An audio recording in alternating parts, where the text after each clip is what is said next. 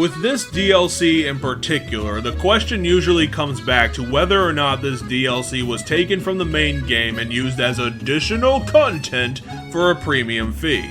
Sometimes it's perfectly justified, like with Dead Space 3's Awaken DLC released a month after original launch, containing the real ending of the game. Sometimes it isn't, like with the Borderlands' DLC campaigns of 4 or 5 packs with a block release. I would love to say that the last Maharajah was chopped off content because it really is just Duleep's side quest line with the exact formula as Charles Dickens or Charles Darwin's side quest, but considering the DLC was released in March of 2016 and the original launch was October of 2015, if it is a con on the part of customers, Ubisoft waited a really long time for its $7 payday. That's all it costs for another 10 missions containing around 3 hours of new content. Plus the game has some added production values, so I would be on the fence of saying this is genuine new content. The deal is that this DLC surrounds Duleep Singh, that Indian guy that we helped out in advocating for Indian freedom with some British politicians in the main game. Now we're helping him out specifically, as an attempt on his life services and an attempt to be the leader that the mother country deserves rises in his turban-wearing head. So much so that Jacob and Evie have to drag him back a few notches so that he doesn't end up dead into the bargain. Let's just say the DLC doesn't start off on the most solid footing in the world, since Ubisoft did that thing that movies sometimes do, and introduces a totally new character who looks like and has a voice actor such as Steric from the main game. Someone like that, and then they play it off like he's just a new character, he's not all that important. Usually this new character is a previously unknown friend of an established character. What they did was introduce a new character who is so blatantly going to be the villain that even a 7-year-old could pick it out. And then Ubisoft didn't also make this character's obvious evilness a red herring, so the inevitable twist is a complete failure. I'm not showing the character's face right now, but once we get to him later, you'll definitely see why I said what I'm saying right now. But previously, we're dealing with an attempted shooting at Duleep's firearm exposition that was actually not too bad of a minigame. Good controls, not too challenging or demanding, it's the perfect way to spice up a typical bigwig park picnic. After a short investigation, the shooter is found out as one of the blighter types. A carriage chase ensues, which resulted in the person of interest's death, but they were able to dig up a clue which revealed the conspiracy to silence the last British unfriendly governance in India, some British India Company papers, and a Templar's ring. Because that's what you want your murderers to wear, right? Identifying jewelry tying you to a major organization? These two gangs of killers are supposed to be covert, right? Anyway, in spite of this revelation, Duleep is unfazed, mostly because he wants to maintain diplomatic ties to Queen Victoria and not rock the boat. So Mr. Green wants the Fry twins to dig deeper. Thankfully, he knows about the BIC's attempts to silence Duleep by stealing his mail. The pair go on an expedition to board a Templar train, take the stolen papers, and finally break through Duleep's obliviousness and show him that the British are exploiting India, and at the very least, the destructive British India Company needs to be stopped. The Fry twins agree along with Mr. Green's support, and so the group begin to go on operations to disrupt the BIC's doing stateside and start returning the stolen resources and treasures back to India, such as gold, diamonds, and whatever else they can find lying around. The two plots concocted by our revolutionary friend are typical DLC ridiculousness, and it makes me kind of wonder how the straight-laced by-the-books diplomat went straight from not rocking the boat to thinking that doing a bank heist was somehow a good idea. Yeah, the gold was taken from India, but I don't think that's enough of a good reason to just go through with stealing it.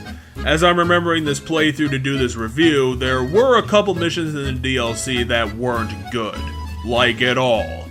I remember the actual bank heist involved kidnapping a guy who was very uncooperative, and trying to kidnap him and use him as a shield to get past the guards was such a hassle that I got caught out like 6 times. Ugh.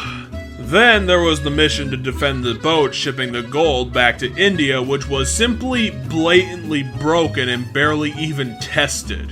I had to reload and redo that mission so many times because events wouldn't trigger and NPCs wouldn't react to shit.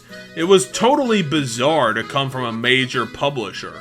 But since this was a Ubisoft PC port, it wasn't totally out of the bounds of expectation. So just be ready to expect that if you purchase this DLC on the PC. Some of the missions are absolutely busted. Once the gold is on its way out and for whatever reason we had to foil a blighter plot to steal our train hideout, I'm guessing that Ubisoft wanted this to be a 10 mission pack even if all the missions didn't make logical sense to be in the context of the story. The quest to get that back is pretty forgettable, especially if you played the Runaway Train DLC mission from the streets of London, released earlier, because it very closely follows the train hijacking from that mission, except replace the fires with killing people on a train with a gun, which admittedly is the same mission executed a hell of a lot better. Once the train is back into assassin hands, Duleep unveils his grand master plan to get India back some karmic justice, stealing the Kohinoor, a British crown jewel that was originally found and used by Indian royalty.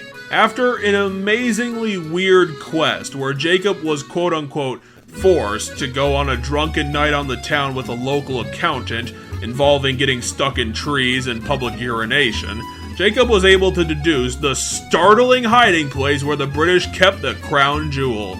They were in the Tower of London. Brain-busting puzzle there, guys! Surprisingly, the plot to steal the diamond was a lot easier than first thought, mostly because of Duleep's clout with the British guards and how, no matter how many times he says it, they keep getting distracted by his only distraction available. The only hassle I ran into on this mission was getting the 100% sync stealth challenge, and I had to kill a guy who detected me because he wouldn't react to my whistle, and getting into shooting range was nearly impossible without getting detected. So that fucked up. But happenstance comes to Jacob's aid again as he finds out that the diamond he was trying to steal was actually planned on Duleep so that he would get painted as a petty thief and thrown off of London land for betraying the crown.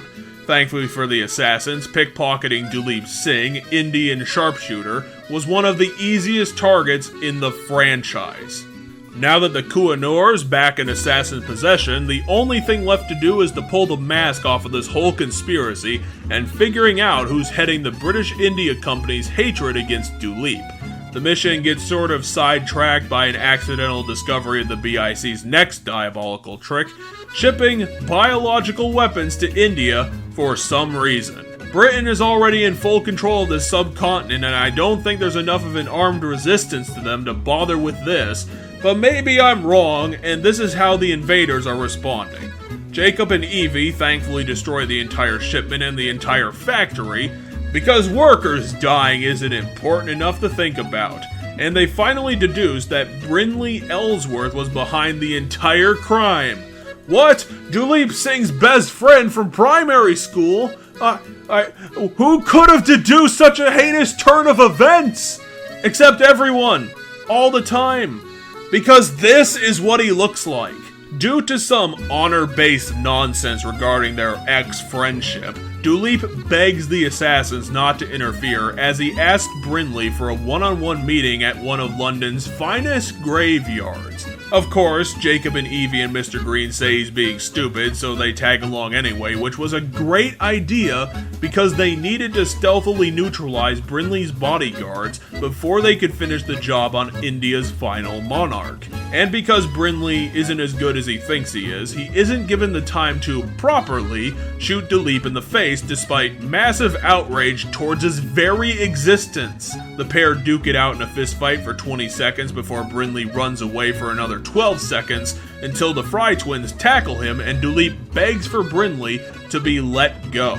On his way out, he reminds everybody that they cannot stop the inevitable, and even if the Frys bring down the entire British India Company, there will be someone out there to terminate the last Maharajah. The DLC ends with the group getting back together with the Kohinoor and revealing that what the British actually took back with them from India's mainland was actually a replica of the actual diamond. A glass replica, which you know, wouldn't be detected from all the times it was handled by jewelers, used in ceremonies, and whatever various nonsense the Queen wanted to do with them. But whatever, that clearly doesn't matter. With the replica destroyed, Duleep gets a newfound respect towards his motherland and goes back to his quest seeking Indian independence as it sprawls ahead of him as a long and grueling journey battling ignorance, tides of change, and the hopelessness of it all. In spite of the 2 instances where the game trembled into unredeemably broken design choices, I would still recommend the last Maharajah DLC because it tells a compelling story birthed from the frustration that the grinding wheels of democracy can have on liberating subjugated countries from decades of foreign rule, in the form of bank heists and crown jewel thefts. But what Duleep should understand is that going into criminal activity to make your point is going to immediately kill it because you are committing crimes against the people you are trying to convince within a political framework, and they're going to end up thinking you're a loony. But who cares? The DLC has a bank robbery in it and attempted assassination, so it gets a thumbs up from me. 3 hours of content, good cutscenes, great production value, the whole thing is a wonderful experience, and if you seriously want to get the most out of Syndicate, then purchase this for the $7.